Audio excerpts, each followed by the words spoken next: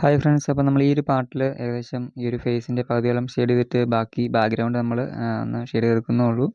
അപ്പം ബാക്ക്ഗ്രൗണ്ട് നല്ല ഡാർക്കാക്കി എടുക്കാൻ നമുക്ക് കുറേ സമയം എടുക്കും. അപ്പം അതുകൊണ്ടൊക്കെ ഈ ഒരു പാർട്ട് നമ്മൾ അത്രയും കൊണ്ട് നിർത്തുവാണ്. അപ്പം നിങ്ങളിത് കണ്ടിട്ട് ഒന്ന് വരച്ച് നോക്കുക. അപ്പം ഇതിനകത്ത് ബാക്ക്ഗ്രൗണ്ട് ചെയ്യുന്ന സമയത്ത് ഫുള്ളായിട്ട് തന്നെ ബാക്ക്ഗ്രൗണ്ട് ഞാൻ ബ്ലാക്ക് ആക്കി ഷെയ്ഡ് ചെയ്ത് പോവുകയാണ് ചെയ്തത്. പക്ഷേ ആ ചിത്രത്തിൽ നമ്മൾ നോക്കുമ്പം ആ തലയുടെ മുകളിലായിട്ട് 2 കൊമ്പ് പോലെ വരുന്നുണ്ട്. അപ്പം അത് ഞാൻ വിട്ടുപോയിട്ടുണ്ട്.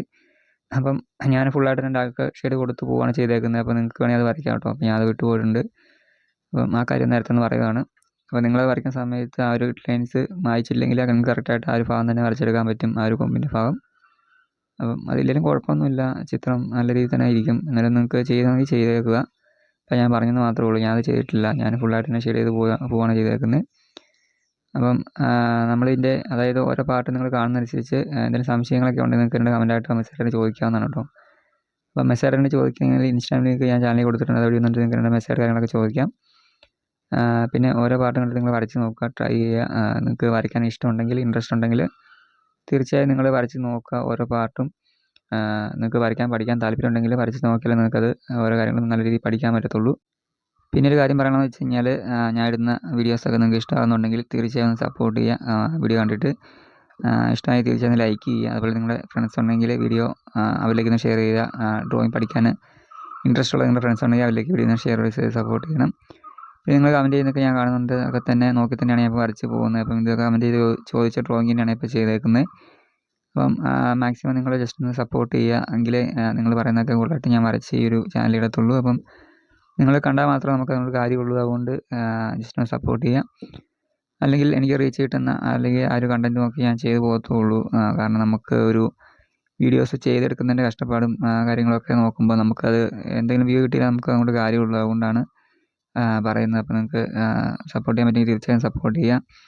പിന്നെ ഡ്രോയിങ് പഠിക്കാൻ താല്പര്യമുള്ള ആൾക്കാരാണ് നിങ്ങളെങ്കിൽ ഈ ചാനൽ ഒന്ന് സബ്സ്ക്രൈബ് ചെയ്യുക. നിങ്ങൾക്ക് ഉപകാരപ്പെടുന്ന ഒരുപാട് ഡ്രോയിങ് വീഡിയോസ് ഈ ഒരു ചാനൽ വഴി ഞാൻ അപ്ലോഡ് ചെയ്യുന്നതാണ്. അപ്പം എല്ലാം തന്നെ ട്യൂട്ടോറിയലായിട്ടൊക്കെ തന്നെ പറഞ്ഞു തന്നെയാണ് പോകുന്നത്. ഓരോ കാര്യങ്ങളും പറഞ്ഞു തന്നെയാണ് വീഡിയോ ഇടുന്നത്. അപ്പം നിങ്ങൾക്കത് യൂസ് ആകും. അപ്പം ഡ്രോയിങ് പഠിക്കാൻ താല്പര്യമുള്ളവർക്കൊക്കെ ആണെങ്കിൽ ഈ ഒരു ചാനൽ കൊണ്ട് ഉപകാരപ്പെടും. അതുകൊണ്ട് നിങ്ങൾ തീർച്ചയായും സബ്സ്ക്രൈബ് ചെയ്യുക.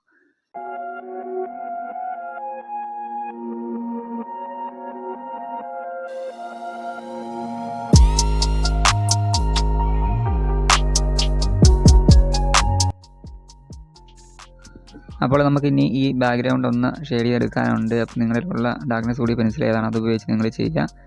10B 8B ഡാർക്ക്നെസ് കൂടിയ പെൻസിൽ ഏതാണോ അത് നിങ്ങൾ യൂസ് ചെയ്യുക. അപ്പം ഷെയ്ഡ് ചെയ്യുന്ന സമയത്ത് ഈ പറഞ്ഞ പോലെ ഇച്ചിരി സമയം എടുത്ത് ചെയ്താൽ മതി. ഒരുപാട് പെട്ടെന്ന് ചെയ്ത് തീർക്കണ്ട. നിങ്ങൾ നല്ല സമയം എടുത്ത് തന്നെ ചെയ്യുക. അതുപോലെ നിങ്ങൾ വരയ്ക്കുന്നതിൻ്റെ അതായത് നിങ്ങൾ വരച്ച ഫേസിലേക്ക് ഷെയ്ഡിങ് കയറി പോകാണ്ട് കറക്റ്റായിട്ട് ആ ഒരു ഭാഗം ബാക്കിയുള്ള ബാക്ക്ഗ്രൗണ്ട് മാത്രമായിട്ട് ചെയ്തെടുക്കാൻ ശ്രമിക്കുക. കാരണം നമുക്കത് കുറച്ചൊന്ന് ഇതായിട്ട് ചെയ്യണം. അതായത് പെൻസിൽ നല്ലൊരു ഷാർപ്പൻ ചെയ്തിട്ട് ആ ഒരു ഭാഗമൊക്കെ ചെയ്യുക. അതായത് ഫേസിനോട് ചേർന്ന് നടക്കുന്ന ഭാഗങ്ങളൊക്കെ പെൻസിൽ നല്ലൊരു ഷാർപ്പൻ ചെയ്തിട്ട് തന്നെ നിങ്ങൾ ചെയ്യുമെങ്കിൽ കറക്റ്റായിട്ട് ആ ഒരു നമ്മൾ ആ ഒരു ഫേസ് ചെയ്ത് വെച്ചിരുന്നതിൻ്റെ അങ്ങോട്ട് നല്ല രീതിയിൽ ഗ്രാഫായിട്ട് ഇറങ്ങി ആ ഒരു ഭാഗത്ത് ക്ലിയറായിട്ട് കിട്ടത്തുള്ളൂ. പിന്നെ ബാക്കിയൊക്കെ വേഗം ഒന്ന് ചെയ്ത് പോയാൽ മാത്രം മതി. ഇപ്പം മെയിനായിട്ട് ഞാൻ പറഞ്ഞ ഫേസിൻ്റെ അടുത്തോട്ട് വരുന്ന ഭാഗങ്ങളാണ്. അപ്പം തലയുടെ മുകൾ ഭാഗത്തൊക്കെ നമുക്ക് പെട്ടെന്ന് ചെയ്തെടുക്കാനുണ്ട്. അതുപോലെ ബാക്കിയൊക്കെ നമുക്ക് കുറച്ച് ഭാഗങ്ങളൊക്കെ ചെയ്യുന്ന സമയത്ത് മുടിയിൽ കുറച്ച് ഭാഗങ്ങൾ വരയ്ക്കാനുണ്ട്. അപ്പം അവിടെ കുറച്ച് ലൈറ്റ് അടിക്കുന്ന ഏരിയാസൊക്കെ വരുന്നുണ്ട്. അപ്പം അതൊക്കെ ആ ഒരു മുടിയുടെ ഭാഗത്ത് വരുന്ന രീതിയിൽ തന്നെ ചെയ്യാൻ ശ്രമിക്കണം. പിന്നെ ബ്രഷ് ഉപയോഗിച്ച് ബ്ലെൻഡ് ചെയ്ത് കൊടുക്കുന്നത് കുറച്ചുകൂടെ നല്ലതായിരിക്കും. ആ ഒരു ഗ്രാഫൈറ്റ് നല്ല രീതിയിൽ പടർന്ന് നമുക്ക് ആ ഒരു ബാക്ക്ഗ്രൗണ്ട് നല്ല രീതിയിൽ പെട്ടെന്ന് തന്നെ ആ ഒരു ബ്ലാക്ക് ആയിട്ട് കിട്ടുന്ന രീതിയിൽ നമുക്ക് ചേർക്കാനായിട്ട് പറ്റുന്നതായിരിക്കും. ഇല്ലെങ്കിൽ നിങ്ങൾ കോട്ടൺ ബഡ്സ് ഉണ്ടെങ്കിൽ അത് യൂസ് ചെയ്താലും മതി. അപ്പം ഈ ഒരു കാര്യം ജസ്റ്റ് ഒന്ന് പെട്ടെന്ന് ചേർക്കുക.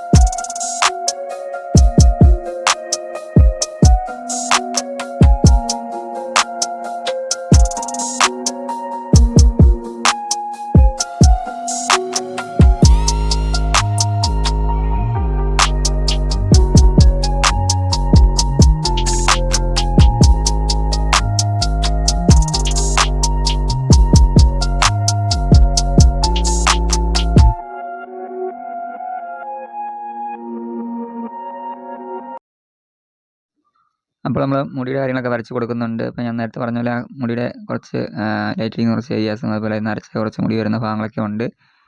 അപ്പോൾ അതൊക്കെ കണ്ടിട്ട് നിങ്ങൾ അതുപോലെ ചെയ്താൽ മതി. അപ്പം നേരത്തെ പറഞ്ഞ പോലെ നിങ്ങൾ ഫുള്ളായിട്ട് ഗ്രിഡ് ലൈൻസ് മായ്ച്ച് പോകല്. അപ്പോൾ ഗ്രിഡ് ലൈൻസ് ഫുള്ളായിട്ട് മായ്ച്ച് പോയി കഴിഞ്ഞാൽ നിങ്ങൾക്ക് ആ ഭാഗങ്ങളൊന്നും കറക്റ്റായിട്ട് കിട്ടത്തില്ല. എവിടെയാണ് വരയ്ക്കേണ്ടതെന്നുള്ള കാര്യങ്ങളൊക്കെ നിങ്ങൾക്ക് കിട്ടത്തില്ല. നിങ്ങൾ വരച്ച് പോകുന്നതനുസരിച്ച് ഗ്രിഡ് ലൈൻസ് മായ്ച്ച് പോവുക. അപ്പം മുടി വരയ്ക്കുന്ന സമയത്ത് പ്രത്യേകിച്ച് പെൻസിൽ നല്ല രീതിയിൽ ഷാർപ്പൻ ചെയ്ത് തന്നെ യൂസ് ചെയ്യുക.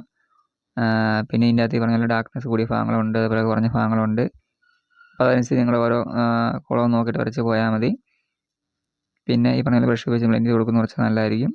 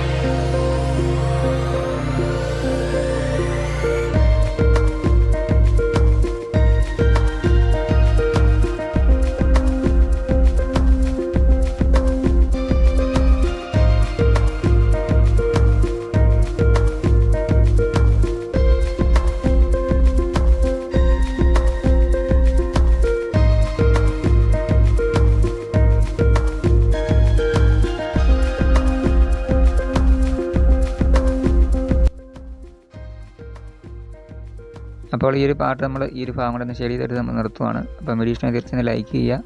ഇന്ന് ട്രൈ ചെയ്ത് നോക്കാം, നിങ്ങൾക്ക് ഈസിയായിട്ട് വരയ്ക്കാവുന്നുള്ളൂ. അപ്പം അടുത്തൊരു പാർട്ട് കൊണ്ട് നമുക്ക് ഈ ഡ്രോയിങ് കംപ്ലീറ്റ് ചെയ്യാൻ നോക്കാം.